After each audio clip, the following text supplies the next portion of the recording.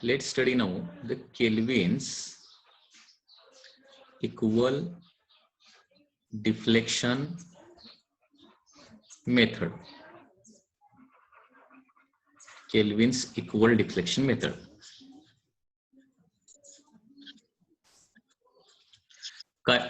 कधी कधी board exam मध्ये क्वेश्चन असतो की draw the neat diagram of the Kelvin equal deflection method.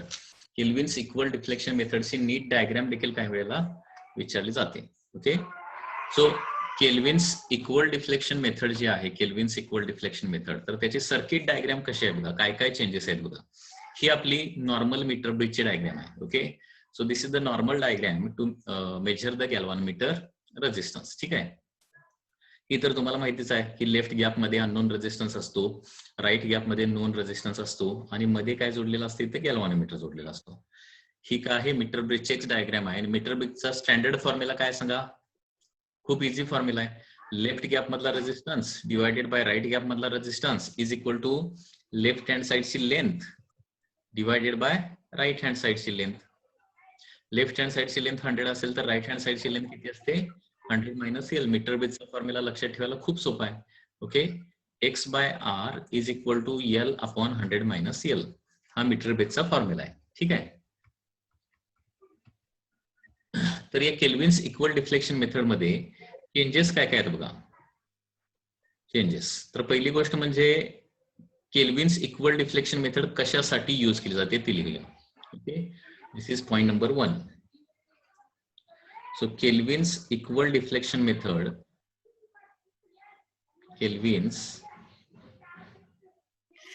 equal deflection method is used to measure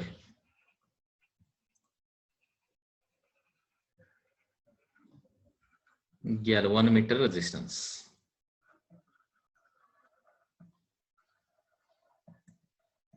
okay, गॅल्व्हॅनोमीटरचा resistance measure करण्यासाठी आपण काय करतो, केल्विन्स इक्वल डिफ्लेक्शन मेथड वापरतो. आणि ही केल्विन या सायंटिस्टनं इन्व्हेंट केलेली आहे आणि म्हणून याला काय म्हटलं जातं, केल्विन्स इक्वल डिफ्लेक्शन मेथड असं म्हटलं जातं. This is discovered by Kelvin. So Kelvin's equal method, Kelvin's equal deflection method ही कशासाठी वापरली जाते, गॅल्व्हॅनोमीटरचा रेझिस्टन्स मेजर करण्यासाठी आपण याचा वापर करतो. आता डायग्राम मध्ये चेंजेस काय आहेत बघा. पूर्वीची जी डायग्राम आहे त्याच्यामध्ये काय चेंजेस असणार आहेत. First of all, unknown resistance जो आहे तर त्या ठिकाणी तुम्हाला काय जोडायचं आहे, गॅल्व्हॅनोमीटर जोडायचं आहे. ओके, जिथं अननोन रेझिस्टन्स आहे ना त्या ठिकाणी तुम्हाला काय करावं लागेल, गॅल्व्हॅनोमीटर जोडायचा आहे. Okay, unknown resistance is connected at the place of galvanometer resistance.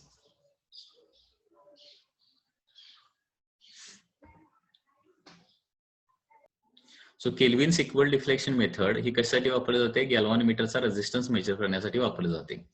तर याच्यामध्ये कन्स्ट्रक्शन मध्ये काहीतरी बेसिक डिफरन्स आहे. काय डिफरन्स आहे, ज्या गॅल्व्हॅनोमीटरचा रेझिस्टन्स आपल्याला मेजर करायचा आहे तो गॅल्व्हॅनोमीटर काय करायचा,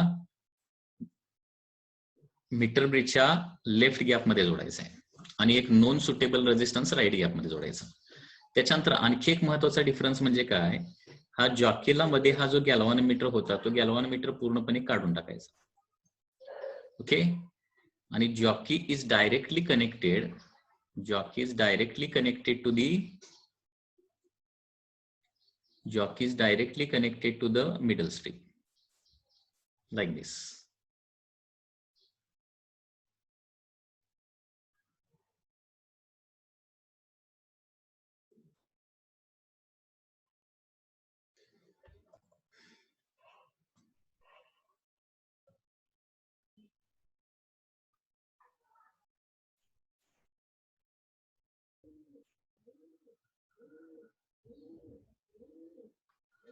Second point काय बघा, that is galvanometer is connected in arrangement मध्ये काय आहे, galvanometer is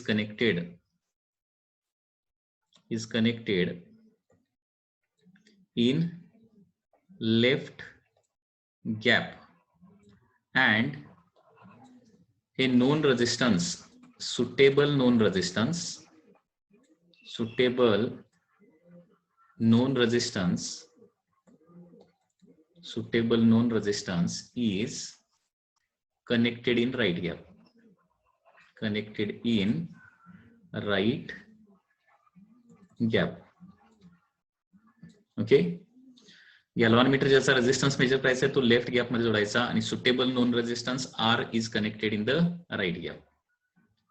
आणि त्याचबरोबर सगळ्यात महत्वाची गोष्ट काय आहे, पॉईंट नंबर 3, जॉकी जी आहे ती डायरेक्टली आता मिडल स्ट्रीपला जोडायची आहे, म्हणजे मध्ये गॅल्व्हॅनोमीटर आता नसणार आहे. Okay, jockey is directly connected to middle strip. Jockey is directly connected to the middle strip. हा, आता याच्यानंतर वर्किंगचा पार्ट येणार आहे. Next point, suitable value of RH is adjusted and key K is closed. Okay, RH ची एक suitable value तिथं place करायची आहे आणि की जी आहे ती काय करायची, क्लोज करायची आणि मीटर ब्रिज ऑन करायचं आहे.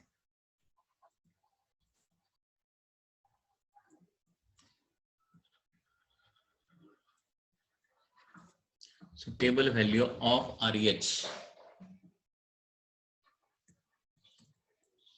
आरएच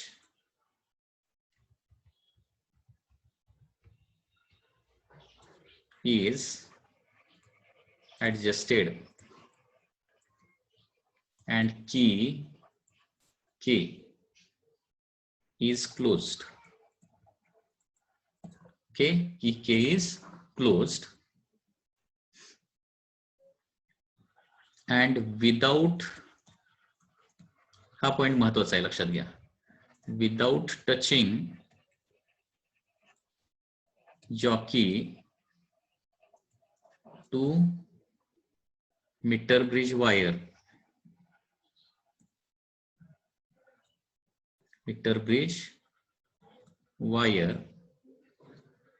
galvanometer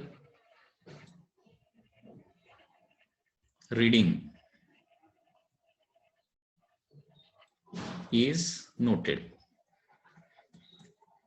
बघा काय केलंय की क्लोज केल्यानंतर जॉकी जे आहे ती मीटर ब्रिज वायर पासून दूर ठेवायची आहे, त्याला अजिबात टच करायची नाही. आता की क्लोज केल्यानंतर सर्किट मधून करंट फ्लो होणार आहे, वायर मधून काही करंट फ्लो होणार. ओके, म्हणजे करंट कसा फ्लो होणार बघा, current will flow like this. Positive terminal पासून करंट इथपर्यंत येणार, इथं करंट आल्यानंतर काही करंट असा गॅल्व्हॅनोमीटरच्या पाथ मधून पुढे जाणार आहे. ठीक आहे, आणि काही करंट जो आहे तो काय होणार आहे, डायरेक्टली मीटर ब्रिज वायर मधून पुढे जाणार आहे. म्हणजे गॅल्व्हॅनोमीटर पाथ मधून काही करंट गेल्यामुळे गॅल्व्हॅनोमीटर विल शो सर्टन रिडिंग. आता ते जे गॅल्व्हॅनोमीटरनं दाखवलेलं रिडिंग जे आहे ते काय करायचं आहे, नोट डाऊन करायचं आहे. Suitable value of RH is adjusted, key K is closed.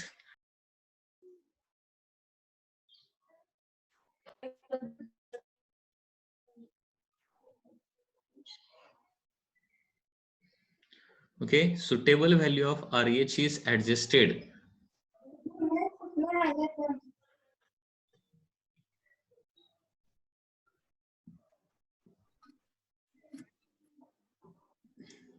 Okay.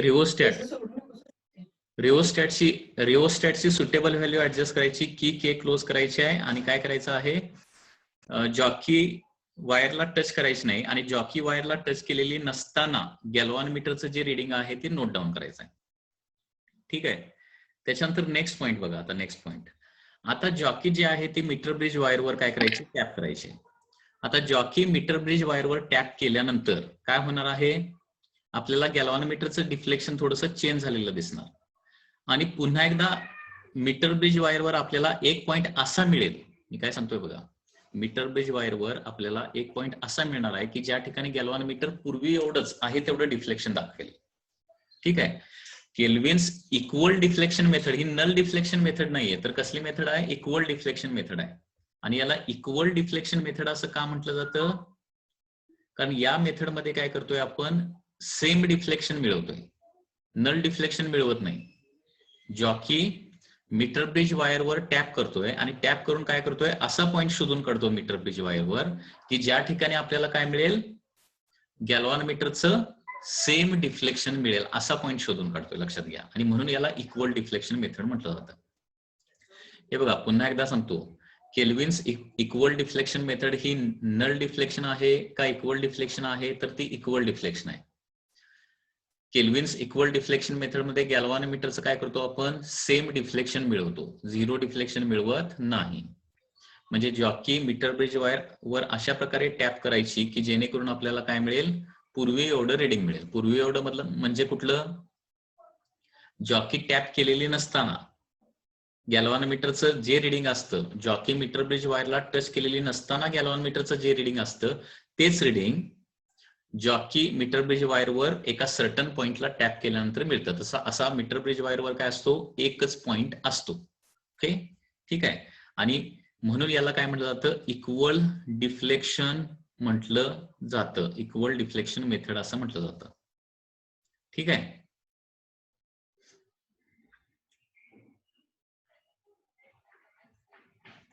Now jockey is tapped on wire until we get same deflection of galvanometer. ठीक आहे. आणि ज्यावेळी आता सेम डिफ्लेक्शन मिळणार त्यावेळी काय म्हणणार आपण, metre bridge is balanced. Okay, so when we gate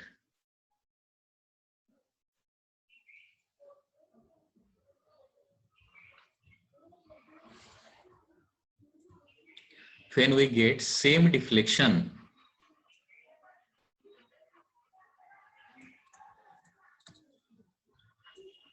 galvanometer is said to be, when we get same deflection meter bridge is said to be balanced.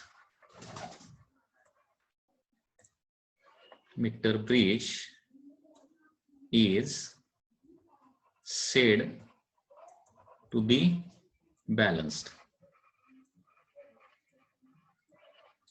Okay, and balancing length L is measured. Balancing length L is measured. ठीक आहे, balancing length major करायची या पद्धतीने. आता बघा, by metre bridge principle, by metre bridge principle, okay, metre ब्रिजच्या principle नुसार बघा, लेफ्ट गॅप मध्ये रेजिस्टन्स किती आहे, लेफ्ट गॅप मध्ये कॅपिटल जी, आणि राईट गॅप मध्ये किती आहे, आर आहे. लेफ्टला लेंथ किती आहे, एल, आणि राईटला लेंथ किती आहे, 100 minus L. By metre bridge principle किंवा व्हेटस्टोन्स प्रिन्सिपल लिहिलं तरी चालेल. मीटर ब्रिज पेक्षा काय लिहूया, बाय व्हेटस्टोन्स प्रिन्सिपल लिहूया. By Wheatstone's principle, by Wheatstone's principle काय येणार आहे, resistance of capital G galvanometer divided by resistance of R. Okay, left side resistance divided by right side resistance is equal to resistance of left wire. Left म्हणजे balancing point जो असणार आहे त्याच्या लेफ्टची length, त्याचा resistance divided by resistance of right wire. Okay, so therefore इथे लिहिणार G by R. Okay, आता इथं sigma is the resistance per unit length असेल तर लेफ्ट हँड साइडची लेंथ किती येणार, लेफ्ट हँड साइडचा रेजिस्टन्स किती येणार, सिग्मा इंटू एल. बरोबर आहे ना. सिग्मा जर काय असेल, रेजिस्टन्स पर युनिट लेंथ असेल तर लेफ्ट हँड साइडचा रेजिस्टन्स येणार आहे सिग्मा इंटू एल, आणि राईट हँड साइडचा रेजिस्टन्स किती येणार आहे, sigma in bracket 100 minus L येणार. Sigma sigma get cancel, and therefore G by R is equal to L upon 100 minus L येणार आहे. And therefore galvanometer resistance G is equal to L upon 100 minus L into capital R. तर या फॉर्म्युल्यामध्ये आपल्याला R non आहे आणि balancing length मिळालेली आहे. And this is the Kelvin's equal deflection method. Okay, so Kelvin's equal deflection method लक्षात आले का बघा. पुन्हा एकदा मी वाचून दाखवतो Kelvin's equal deflection method. So this is the diagram of the Kelvin's equal deflection method. Kelvin's equal deflection method is use to measure galvanometer resistance. Galvanometer resistance measure करण्यासाठी आपण वापरतो. तर याच्यामध्ये काय करायचं, galvanometer is connected in the left gap and suitable known resistance is connected in the right gap. त्याच्यानंतर jockey is directly connected to the middle strip. After that, suitable value of RH is adjusted, key is closed. Now, without touching jockey to the wire, galvanometer reading is noted. Jockey wire ला touch केलेली नसतानाचं reading घ्यायचंय. आता jockey touch करायची different points ला. Okay. Now jockey is tapped on the wire until we get same deflection of the galvanometer. And when we get the same deflection of galvanometer, what will happen? Meter bridge is said to be balanced. ठीक आहे. आणि equal deflection पॉइंटची suppose length किती असेल, left hand side पासून length किती असेल, equal डिफ्लेक्शनच्या पॉइंटची length L असेल suppose. तर बाय व्हेटस्टोन्स प्रिन्सिपल काय येणार, resistance of capital G divided by resistance of capital R is equal to resistance of left wire divided by resistance of right wire. So G by R is equal to sigma L upon sigma 100 minus L. Sigma sigma get cancel. G by R is equal to L upon 100 minus L, and therefore G is equal to L upon 100 minus L into R. Okay. Next part.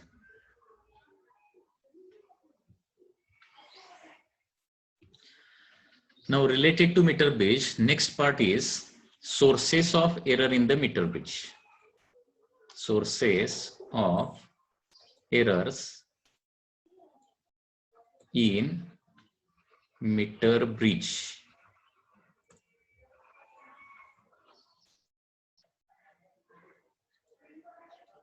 Sources of errors in meter bridge. Meter bridge मध्ये कशामुळे error येऊ शकतात, म्हणजे आपल्याला unknown रेझिस्टन्सची exact value मिळत नाही काही वेळेला जर ह्या एरर्स असतील तर.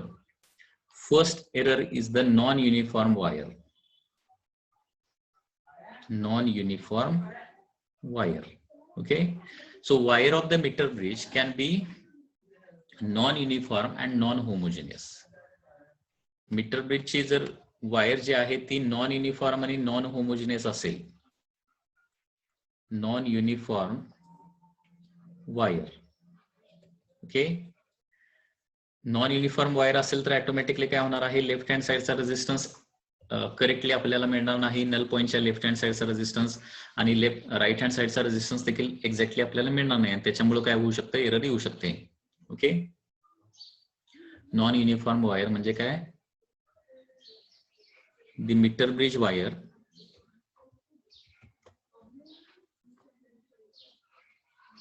the meter bridge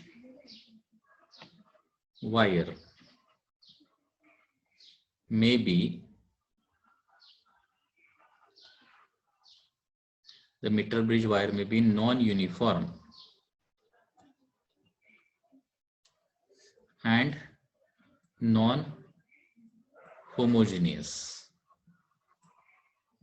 ओके, त्याच्यामुळे एरर येऊ शकते. नॉन युनिफॉर्म म्हणजे काय, तर डायमीटर सगळीकडे सारखा त्याचा नाहीये, डायमीटर कमी जास्त झालेला आहे थोडासा, तर त्याला नॉन युनिफॉर्म म्हणायचं. आणि नॉन होमोजिनियस म्हणजे काय, तर त्याचं मटेरियल जे आहे ते वेगवेगळ्या ठिकाणी मटेरियल थोडं वेगळं वेगळं आहे, त्याच्यामुळे रेझिस्टन्स वेगवेगळ्या ठिकाणी थोडासा वेगळा येतोय. Non uniform wire. Okay, second, contact resistance. Contact resistance, this is the second source of error. Second, आता जिथं जिथं कनेक्शन केलेले आहेत तिथं तिथं काय होऊ शकतं, आता दोन डिसिमिलर मेटल ज्या ज्या ठिकाणी एकत्र येतात त्या ठिकाणी काय होतो, कॉन्टॅक्ट रेझिस्टन्स डेव्हलप होतो. आता बघा, वायर त्या थिक कॉपर स्ट्रिपला जोडलेली आहे, कॉपर स्ट्रिपचं मटेरियल आणि वायरचं मटेरियल डिफरंट आहे, किंवा लेफ्ट गॅप आणि राईट गॅप मध्ये काय करणार आहे, नोन अननोन रेझिस्टन्स जोडणार आहे, तिथं देखील मटेरियल जर डिफरंट झालं तर कॉन्टॅक्ट रेझिस्टन्स येऊ शकतो आणि त्याच्यामुळे एरर क्रिएट होऊ शकते. Okay, so whenever two dissimilar metals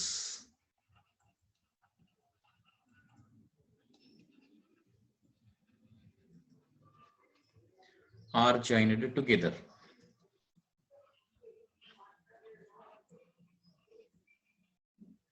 Contact resistance is developed.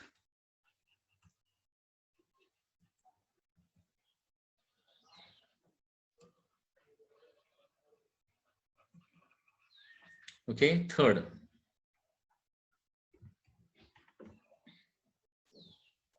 Third is inaccurate measurement. Inaccurate measurement म्हणजे बॅलन्सिंग लेंथ जी आहे ती एक्झॅक्टली कितीला आहे ते ॲक्युरेटली मेजर करावं लागेल. काही वेळेला ती त्याच्यासाठी मेजरमेंट करत असताना रीडिंग कसं घ्यायचं असतं, स्केलला नॉर्मली बघून, स्केलला तुमची फिजनची डायरेक्शन स्केलला एक्झॅक्टली परपेंडिक्युलर डायरेक्शन पाहिजे आणि परपेंडिक्युलर डायरेक्शन असताना तुम्हाला रीडिंग घ्यावं लागेल. तिरकं थोडंसं बघून जर रीडिंग घेतलं तर ते थोडंसं कमी किंवा जास्त होऊ शकतं. Okay, inaccurate measurement. तर याच्यामध्ये काय येणार आहे, observation may not be correct. Observations may not be correct. आणि त्याच्यानंतर फोर्थ महत्वाची एरर म्हणजे काय येणार आहे, झिरो एरर. झिरो एरर म्हणजे काय, आता तिथं मीटर पट्टी जी आहे, मीटर पट्टीचं 0 आणि मीटर पट्टीचा 100 एक्झॅक्टली वायरच्या एंडला मॅच व्हायला पाहिजे. Okay, so 0 and 100 centimetre mark of meter scale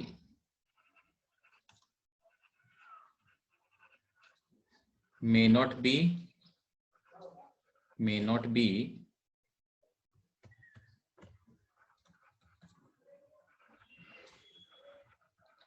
exactly matching to ends of meter bridge wire.